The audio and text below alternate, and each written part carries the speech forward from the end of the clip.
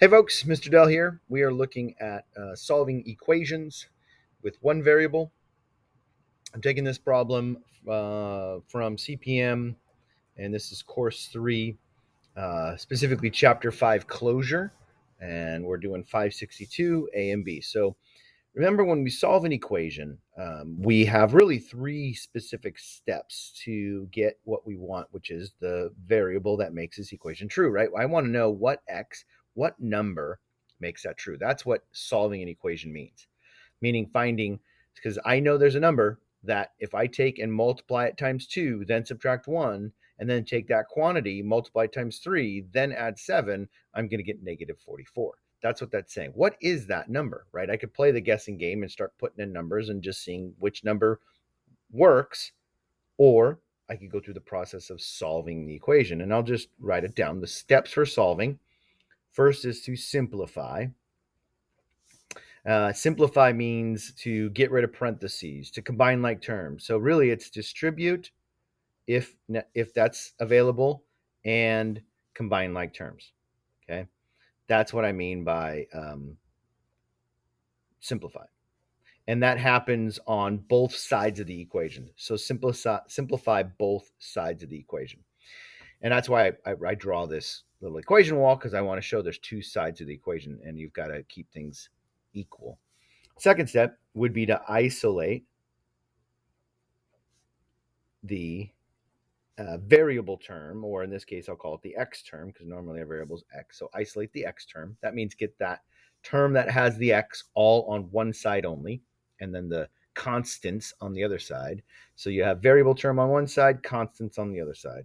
And then the third thing would be just to divide by the coefficient. And the coefficient is the number that's being multiplied to the variable in that x term, in that variable term. So I'll go through these steps each time. So the first one, simplify, distribute, combine like terms. I do have to do that on this side over here, right? So this 3 on the outside of parentheses means multiply that.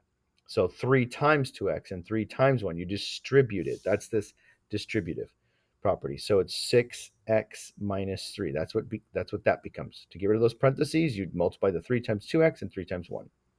Then I still have out there's plus 7. So the parentheses are gone, but so on the outside I had plus 7. So I'm still simplifying because I still have to now combine like terms. I have some constants to combine. I have a minus 3, which is really a negative 3 and a positive 7. So keep in mind that sign makes a difference.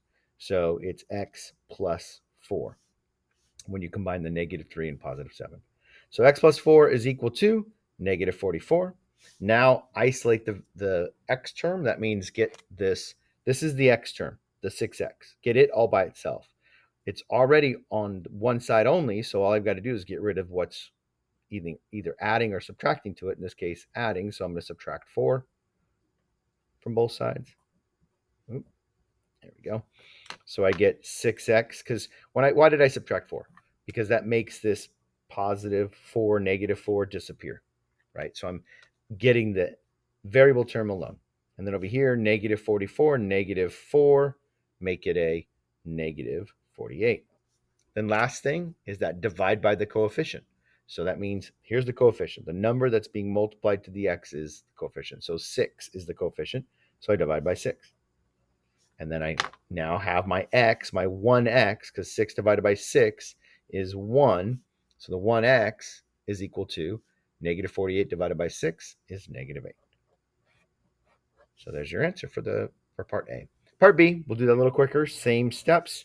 Simplify, distribute, combine like terms. So I have distributing to do, both sides actually. So 6 gets multiplied to become 12x minus 30. Don't forget you're multiplying the 6 times each term in this case. And then that negative out front also distributes. So it becomes a negative x minus 4. That negative changes the signs. Okay, now isolate the x term. That means I want to get x's all on one side. So right now I have an x term over here, an x term over here. So I'm going to get rid of it from one of the sides by adding x, because adding x makes that become 0. It's gone. So what I do to one side, I do to the other.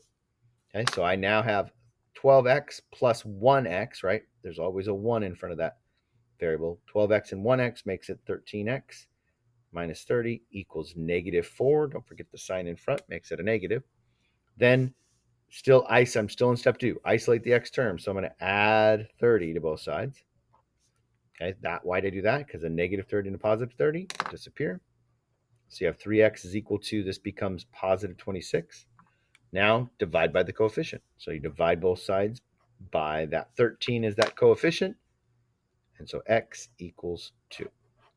Okay, there we go.